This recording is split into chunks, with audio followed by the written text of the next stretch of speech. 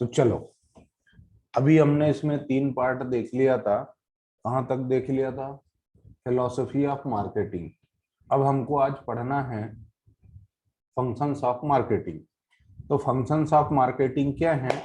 Marketing is made, function मतलब कार्य। Marketing किस तरीके से बिजनेस को बढ़ाने में मदद करता है, काम क्या है इसका, है ना?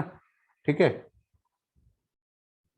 तो देखो, marketing is made up of number of activities known as marketing function. बहुत सारी एक्टिविटीज में करनी पड़ती है, उन सारी एक्टिविटीज को मिला करके जो नाम दिया गया है वो दिया गया है marketing. This the marketing function involve in exchange of goods from producer to customer. यानी कि जो मार्केटिंग फंक्शन है वो कहाँ पर अप्लाई होता है? जब एक मैन्युफैक्चरर, प्रोड्यूसर और कंज्यूमर के बीच के जो भी एक्टिविटी है, इसके बीच की जो भी एक्टिविटी है कि गुड्स प्रोड्यूसर से कंज्यूमर तक पहुंच जाए, इसके लिए जो भी काम करने पड़ते हैं वो सारे के सारे काम क्या होते हैं, क्या कहलाते हैं? Marketing functions. ठीक है, तो पहला है gathering and analysing market information. सबसे पहला काम क्या है मार्केटिंग का? कि आप ये देखो कि मार्केट को किस चीज की जरूरत है, आइडेंटिफाई करो कि मार्केट को किस चीज की जरूरत है। एक एग्जांपल समझाता हूं तुम लोगों को। एक कंपनी ने 2 मैनेजर अपॉइंट किए, एक कंपनी ने 2 मैनेजर अपॉइंट किए, शायद पहले भी सुनाया होगा। तो उन दोनों मैनेजरों को कंपनी ने साउथ अफ्रीका के घने जंगलों में भेज दिया। तो जो पहला वाला था, जब वो गया तो उसने देखा कि यार वहां कोई चप्पल जूते पहनता ही नहीं, वहां कोई चप्पल जूते पहनता ही नहीं। तो वो वहां से फोन करता, मैसेज डालता है कि यहाँ कोई स्कोप नहीं है, तो यहाँ कोई पहनता ही नहीं। तो बोले ठीक है, आ जा भाई। दूसरे को भेजा, बोले तू जा देख के आया यार थोड़े दिनों बाद। तो वो गया, तो वहां से खुशी से नाचने लग गया वो। तो फोन लगाया उसने, बोले अरे बहुत मजा आ गया यहाँ तो। क्यों? क्यों भाई मजा क्यों आया यार? वो 3-4 महीने पहले एक मैनेजर गया था तो बोले यार यहाँ कोई स्कोप नहीं है, और तू बोल रहा मजा आ गया, यहाँ कोई चप्पल जूते नहीं पहनता यार, तो क्या पागल हो गया? तो उसका जवाब था कि देखो यहाँ कोई चप्पल जूते नहीं पहनता ना, यदि हम इनको चप्पल जूते का इंपॉर्टेंस समझाएं कि इसके फायदे क्या हैं, कि चप्पल जूते पहनने से तुमको क्या बेनिफिट हो सकता है, तो ये मार्केट अपना एक नंबर मार्केट है। यहाँ तो अपन मतलब थोक के थोक भाव बिकेगा, यहाँ से अच्छा मार्केट तो कोई है ही नहीं ना भाई। जहां वो चीज नहीं है और यदि तुम उसको उसका एडवांटेज बताते हो, उनको समझ में आता है, तो तुम्हारे लिए मार्केट क्रिएट हो जाएगा ना। बोले तो बहुत अच्छा है इसको। तो नजरिया डिपेंड करता है क्या तुम्हारे लिए फेवरेबल है और क्या अनफेवरेबल है। तो इनका यही कहना है, सबसे पहले ये देखो, बेसिक नीड जो है मार्केटिंग की वो है कि आप आइडेंटिफाई करो मार्केट एरिया, कि कहां पर आप अपने प्रोडक्ट को लॉन्च करना चाहते हो या कहां पर आप अपने प्रोडक्ट का बिजनेस करना चाहते हो। आगे बढ़े, तो this is necessary to identify the need of the customer and take various decisions for the successful marketing of the product and services. क्या बोला था दूसरे मैनेजर ने कि यदि हम इनको बताएं, बेनिफिट बताएं कि शूज और स्लीपर्स पहनने से आपको क्या बेनिफिट हो सकता है, तो 100% यहाँ हमारा बिजनेस चलेगा। तो सबसे जरूरी जो है वो क्या है? एनालिसिस और identification. It is important to analyze available opportunities and threats as well as strength and weakness of the organization. इनका ये कहना है कि आपको स्वॉट एनालिसिस करना पड़ेगा। जितने भी बिजनेस होते हैं उन पर एक फंडा अप्लाई होता है जिसको बोला जाता है स्वॉट analysis, SWOT। S stand for strength, यानी आपकी पावर क्या है, आपके अंदर पॉजिटिविटी क्या है आपके बिजनेस ऑर्गेनाइजेशन में। वीक, W स्टैंड फॉर वीकनेस, यानी आपकी कमजोरियां क्या हैं बिजनेस में। उसके बाद O for opportunity and T for threats. Opportunity यानी फ्यूचर में आप किन चीजों में स्ट्रांग हो सकते हो या फ्यूचर में आपके लिए क्या अच्छा हो सकता है। T मतलब थ्रेट, और थ्रेट यानी डर आपको किसका है, आपके जो कॉम्पिटिटर हैं। तो इनका ये कहना है कि जब आप कहीं पर आइडेंटिफाई करो कि ये इस एरिया में हम बिजनेस कर सकते हैं, तो आपको उसकी स्वॉट एनालिसिस करना चाहिए कि आपके अंदर क्या पावरफुल चीज है, क्या आपकी ताकत है, क्या आपकी कमजोरी है, क्या आपको भविष्य में अपॉर्चुनिटीज हो सकती हैं। उसके बाद आपको डर किन लोगों से मिलेगा, कौन है जो आपको तकलीफ दे सकता है। ठीक है, बराबर। तो ये चीजें आपको पहले करना है।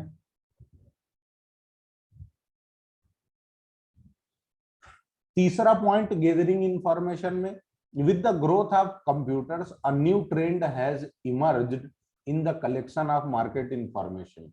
जैसे जैसे कंप्यूटर और ये सोशल मीडिया का प्रभाव बढ़ा, वैसे वैसे क्या हो गया, एक नई इंफॉर्मेशन कलेक्शन का तरीका आ चुका है कि मार्केट की जानकारी आप कहां से ले सकते हो। तो more and more companies are using interactive sites on the internet to gather customer views and opinions before taking important decision. देखो, तुम लोगों ने इस चीज की एनालिसिस की है या नहीं की है पता नहीं, लेकिन हाँ एक्सपीरियंस किया होगा कि जब भी तुम लोग फेसबुक और इंस्टाग्राम चलाते हो या यूट्यूब देखते हो, तो तुम जिन चीजों को वहां ज्यादा सर्च करते हो, जैसे फेसबुक में तुमने कॉमेडी के वीडियो देखे या यूट्यूब में तुमने बहुत बार कॉमेडी के वीडियो देखे, तो जब तुम उसको एक्सेस करोगे, यूट्यूब को खोलोगे, तो तुम्हें कॉमेडी के वीडियो का रेफरेंस आना शुरू हो जाएगा। या तुम कोई सी भी सर्च इंजन हो, अमेजॉन पर भी जिन प्रोडक्ट का ज्यादा आप सर्च करोगे वो प्रोडक्ट आपको सबसे पहले हिट होगा। गूगल पे आप जो चीज ज्यादा बार सर्च करोगे, सबसे पहले सजेशन बॉक्स में आपको वही डिस्प्ले होगा। तो हर कंपनी आज की डेट में मॉडर्नाइजेशन होने के बाद ये कोशिश करती है कि आपको जो पसंद है वो आपके सामने पेश किया जाए, यानी वो गाना चरितार्थ होता है आज की डेट में, तुमको जो हो पसंद वो बात करेंगे। ठीक है, फिर दूसरा, पहला था गैदरिंग इंफॉर्मेशन, मतलब एरिया मार्केट आप सेलेक्ट करो कि कहाँ आपको बिजनेस अपॉर्चुनिटी हो सकती है। दूसरा है मार्केटिंग प्लानिंग, अब आपको मार्केटिंग कैसे करना है उसकी प्लानिंग। अच्छा, मार्केटिंग का मतलब क्या है, हो सकता है भूल गए हों, तीसरा चौथा लेक्चर है। तो मार्केटिंग का मतलब ये होता है कि हमें कस्टमर में किसी भी प्रोडक्ट के लिए नीड क्रिएट करनी है और उस नीड को सेटिस्फाई करना है और फिर प्रॉफिट कमाना है। यानी पहला मार्केटिंग का टारगेट क्या है कि आप कस्टमर में नीड क्रिएट करो कि दादा ये प्रोडक्ट तुम ले लोगे तो तुम्हारा जीवन अच्छा हो जाएगा, या ये इसके बिना, इस प्रोडक्ट के बिना तुम्हारा जीवन अधूरा है, बराबर है। उसके बाद आपको कस्टमर को सेटिस्फाई करना, भाई नीड तो क्रिएट कर दी, एडवर्टाइजमेंट करके वो अमूल नाचो 3-4 बार नाचो एड आता है ना, उसमें आदमी मतलब अमूल की चड्डी पहन के सबसे पहले दौड़ जाता है, ऐसा होता है क्या? वो डीओ छिड़कता है, हीरो आके एडवर्टाइजमेंट आता है, डीओ छिड़कता, 8-10 छोरियां आ जाती, मतलब महिलाओं की इज्जत ही नहीं है क्या यार?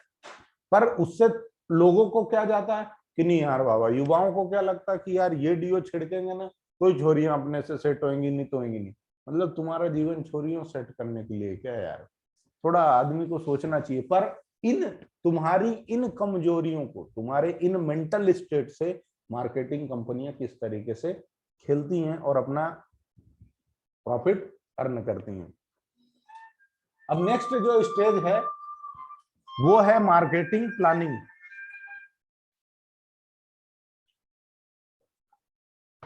अगला है marketing planning. After collecting and analysing the market information, the next function of marketing is to develop appropriate marketing plans so that marketing objective can be achieved. मतलब इनका क्या कहना है, example, a marketer of TV having 10% of current market share aims to increase it to 20% in the next 3 year।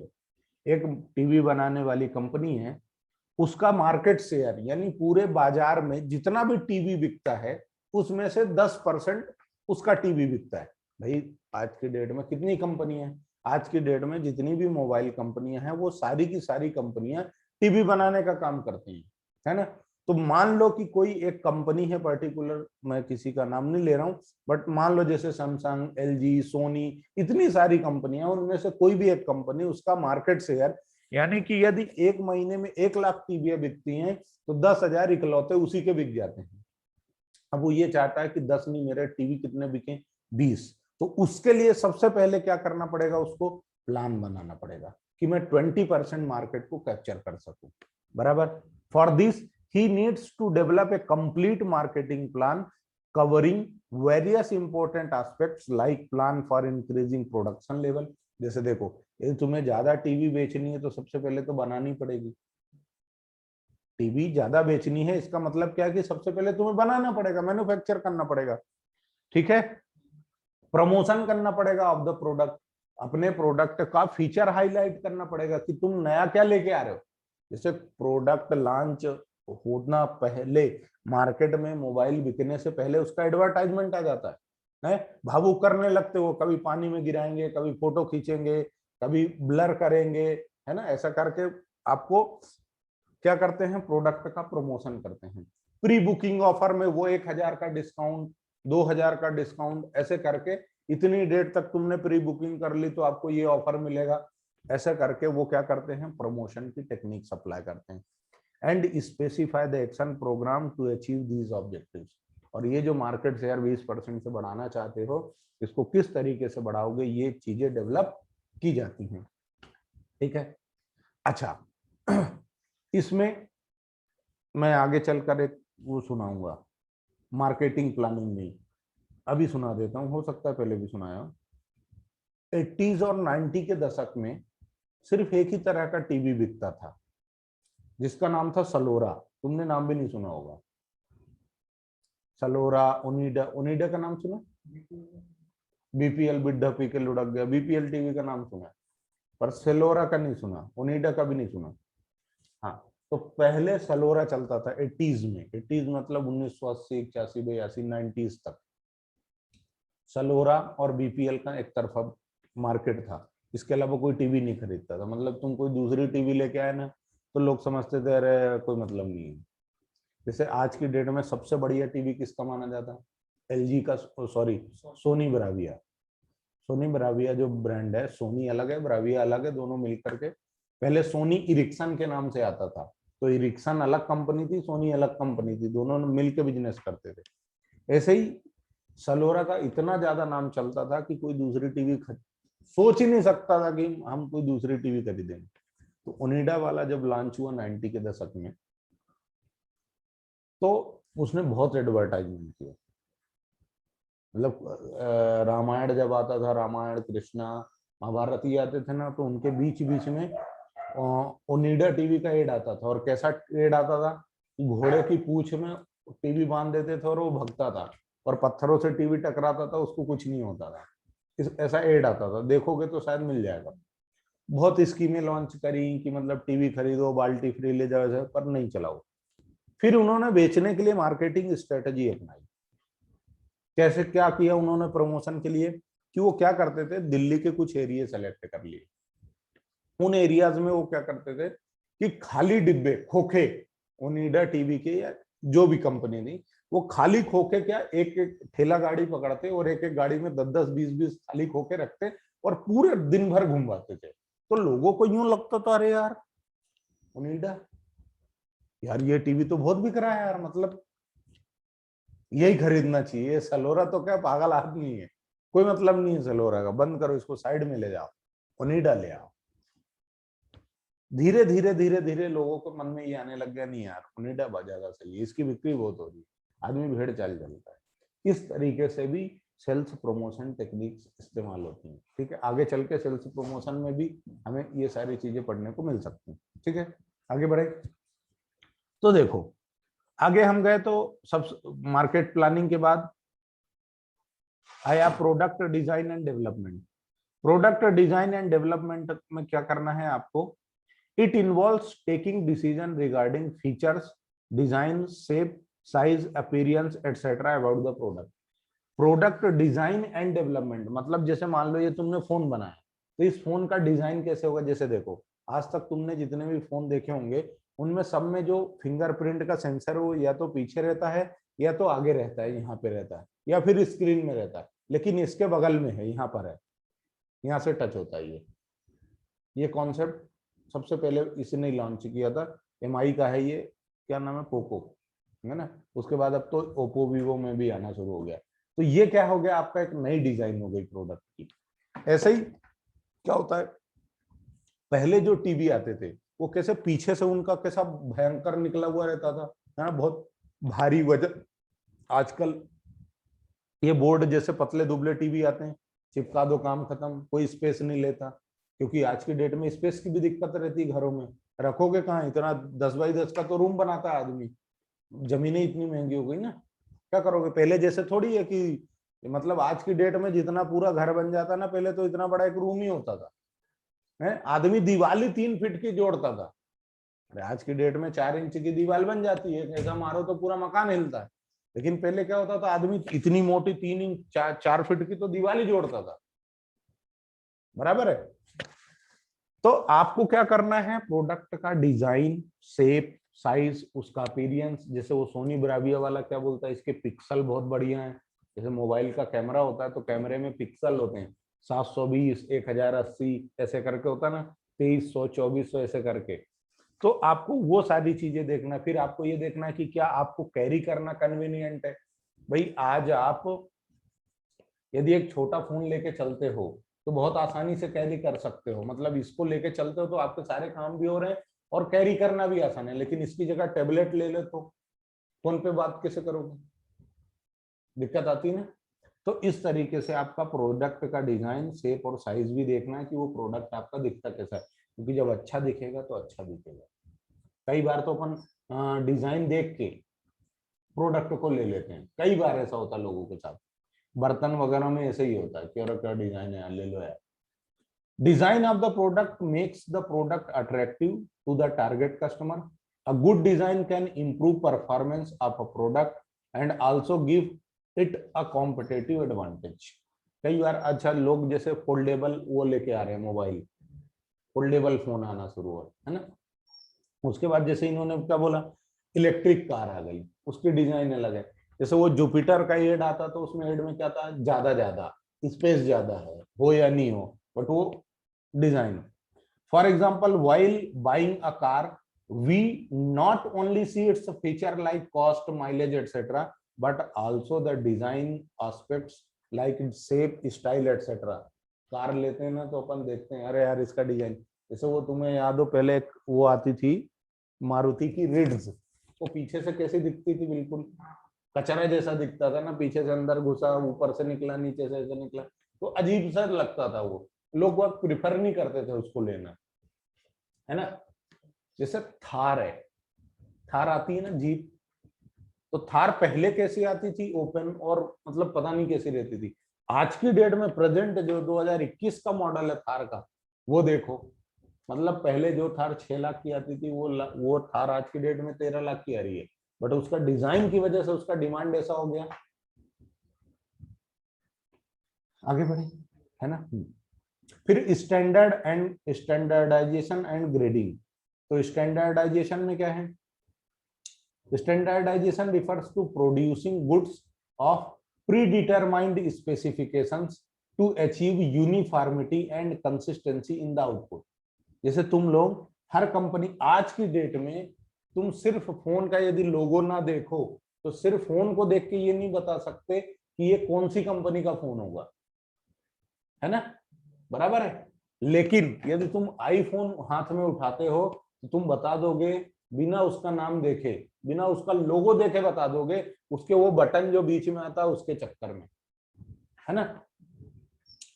तो आपका product का designing कैसा है और उसका स्टैंडर्डाइजेशन, मतलब एक प्रोडक्ट का स्टैंडर्ड होता है, उसके हिसाब से आपका प्रोडक्ट क्या होता है, यूनिफॉर्म है, कंसिस्टेंसी है, एक जैसा आउटपुट है आपका। Standardisation provide assurance about quality. जैसे तुम कोई से प्रोडक्ट खरीदने गए और उसमें तुमने नाइकी, एडिडास, प्यूमा ये पढ़ लेते हो लिखा हुआ, तो तुमको यूं लगता नहीं यार बहुत बढ़िया है ना, गारंटी हो गई कि दादा इससे अच्छा तो कोई प्रोडक्ट है ही नहीं। अपना खून पिया था मच्छर ने, निपटा दिया तुमने, है ना, सैनिटाइजर मारने से हो जाएगा। चलो आगे देखते हैं क्वालिटी। अब आगे देखो, provides assurance about quality, price and packaging of the product and reduces the need for inspection, testing and evaluation. आप सिर्फ प्रोडक्ट का नाम, ब्रांड वैल्यू देख के प्रोडक्ट खरीद लेते हो, ये चेक ही नहीं करते हो कि हाँ यार महंगा है कि सस्ता है, ठीक है, है ना, ठीक है। उसके बाद grading is the process of classification of product into different groups on the basis of some of its important characters such as quality, size etcetera, ठीक है। Grading is particularly necessary for product which are not produced according to predetermined specifications. यदि pre decided आपका shape, size, design नहीं है तो वहां पर फिर आपका ग्रेडिंग चलता है, 1 नंबर, 2 नंबर, 3 नंबर ऐसा। Grading ensures that goods belong to a particular quality and helps in obtaining higher prices for high quality output. मतलब वो तुमने बात की टाइल्स, टाइल्स में भी देखना तो 1 नंबर, 2 नंबर, 3 नंबर, 4 नंबर ऐसे करके टाइल्स आती है। 1 नंबर जो टाइल्स होती है वो बहुत कॉस्टली होती है और उसका जो चिकनापन होता है वो अलग ही होता है और उसकी क्वालिटी अलग रहेगी। जो 2 नंबर, 3 नंबर की होगी, जैसे 3 नंबर की जो होती है उनमें स्क्रैचेस बहुत जल्दी आते हैं, 3 नंबर और 4 नंबर वाली में जैसे वो करोगे स्क्रैच आ जाएगा, पर 1 नंबर 2 नंबर वाली में इतनी जल्दी नहीं आता। 1 नंबर तो फिर भी क्वालिटी का एश्योरेंस होता है। तो ये होता है ग्रेडिंग। यदि आपकी ग्रेडिंग अच्छी है तो आपका प्राइस भी हाई होगा। यही वो बोल रहा है कि हाई क्वालिटी, हाई आउटपुट और हायर प्राइस ले सकते हो आप यदि आपका प्रोडक्ट का ग्रेडिंग है तो, ठीक है। पैकेजिंग एंड लेवलिंग, ये सब एक एक टॉपिक है, ये पूरे के पूरे खुल के आगे टॉपिक आएंगे ना। Packaging refers to the designing and developing the package for the product. Labelling refers to designing and developing the label to be put on the packages. Packaging का क्या मतलब है कि पैकिंग का मतलब है कि प्रोडक्ट को कैसे पैक कर रहे हो। उसके बाद लेबलिंग का मतलब ये है कि उस प्रोडक्ट की जो पैकिंग है, उस पैकिंग में उस प्रोडक्ट की जानकारी जो तुमने चिपका दी है वो, जैसे ये मोबाइल लोगे तो इसका बॉक्स देखोगे तो एक पट्टी चिपकी रहती है, उस स्लिप जो चिपकी हुई है उस स्लिप में इसकी सारी डिटेल रहती है, वो है उसका लेबलिंग, ठीक है।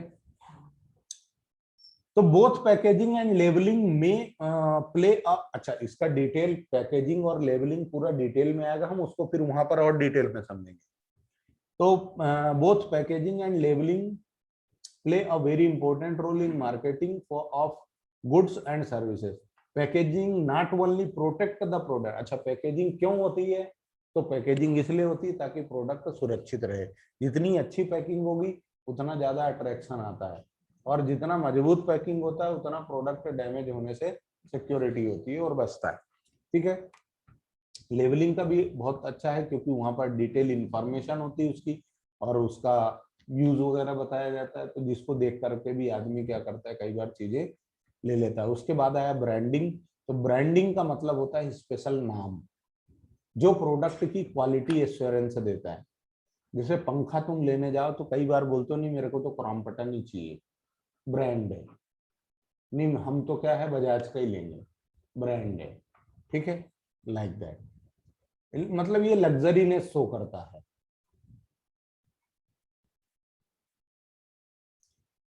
Brand name distinguishes the product from competitor product, है ना। ब्रांड नेम जो करता है वो क्या करता है, डिफरेंशिएशन करता है प्रोडक्ट का।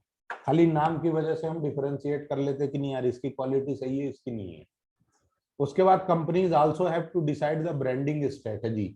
लेकिन फिर भी कंपनियों को ब्रांडिंग की स्ट्रेटजी डिसाइड करनी पड़ती कि किस तरीके से अपने प्रोडक्ट की ब्रांडिंग करना है, कैसे उसका नाम चूज करना है, ये आगे हम पढ़ेंगे, है ना। Quality of a good brand ऐसा करके आएगा और ये एग्जाम में भी आता है। Whether each product will be given a separate brand name like Surf, Lux, etc. मतलब एक कंपनी है जिसका नाम है हिंदुस्तान लीवर लिमिटेड, और हिंदुस्तान लीवर लिमिटेड ही सारे के सारे कोल्ड ड्रिंक बनाती है।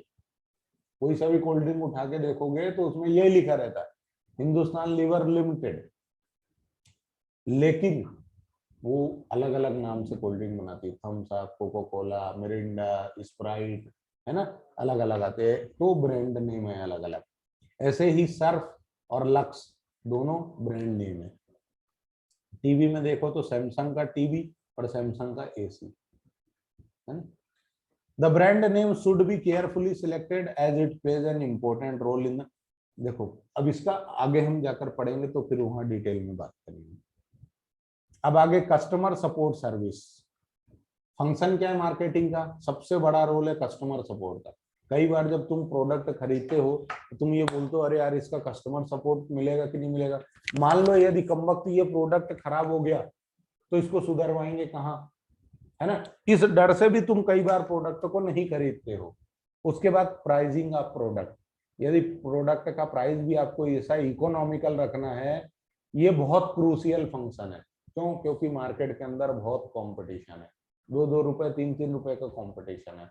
यदि आपका प्राइस बहुत हाई होगा तो आप प्राइस सेंसिटिव होता है आज की डेट में बायर।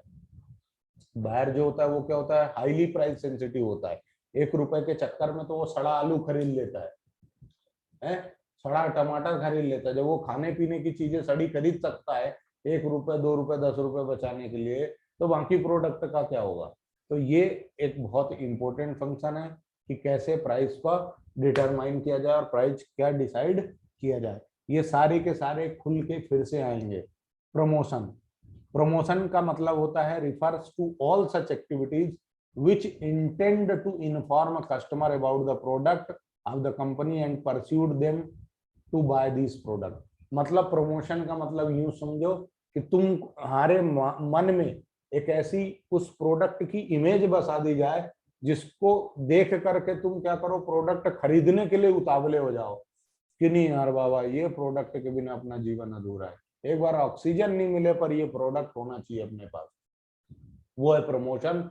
जो प्रमोशन कुछ ऐसी एक्टिविटी या ऐसी टेक्निक्स हैं जैसे कि मान लो एडवर्टाइजमेंट या पर्सनल सेलिंग या सेल्स प्रमोशन या पब्लिक रिलेशन, जो ऐसी टेक्निक्स हैं जो क्या करती हैं, आपको प्रोडक्ट लेने पर मजबूर कर देती हैं। आपका माइंडसेट उस प्रोडक्ट के लिए रेडी करती हैं कि नहीं यार ये प्रोडक्ट अपने को होना चाहिए।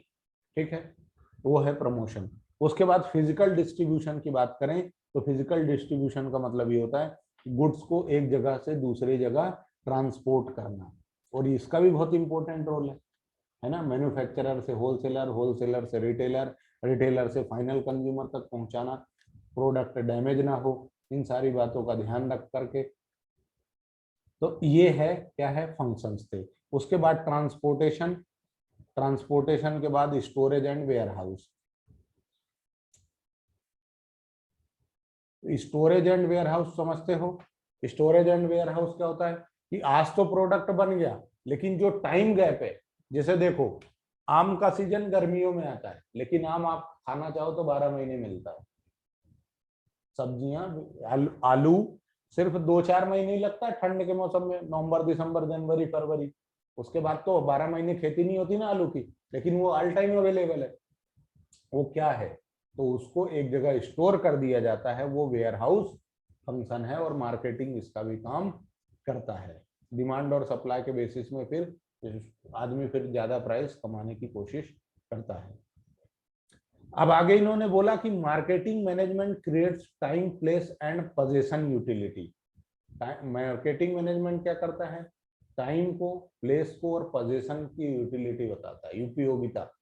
तो time utility it created through warehousing by storing. जैसे देखो तुमको मालूम है अभी मेरा प्रोडक्ट ज्यादा नहीं बिक रहा, भाव कम मिल रहे हैं, स्टोर कर लो। धीरे धीरे जब उसकी सप्लाई कम होगी और डिमांड बढ़ेगी तो उस प्रोडक्ट को क्या करेंगे, हाई प्राइस में बेच देंगे। ये है टाइम यूटिलिटी। स्टोरेज जो वेयर हाउस आपको देता है। Place utility it create through transportation by moving goods from place to place of production to place of consumption.